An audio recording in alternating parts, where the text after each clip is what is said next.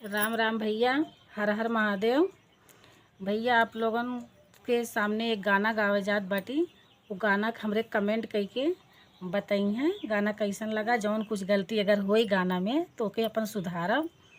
और कहाँ तक कि आप लोगन देखत हैं वो थोड़ा बताए देंगे तो हमें जानकारी हो जाई। भोला फागुन में औता हमार नगरी, भोला फागुन में औता हमार नगरी। हमारी नगरिया शिवजी गंगा जी के जलवा, हमारी नगरिया शिवजी गंगा जी के जलवा।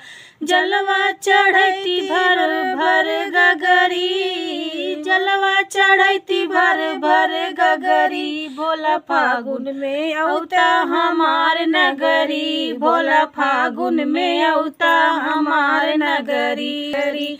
हमारी नगरिया शिवजी भंगिया के गछिया, हमारी नगरिया शिवजी भंगिया के गछिया। भंगिया पियती सिल पर रगरी, भंगिया पियती सिल पर रगरी। भोला फागुन में औता हमार नगरी, भोला फागुन में औता हमार नगरी।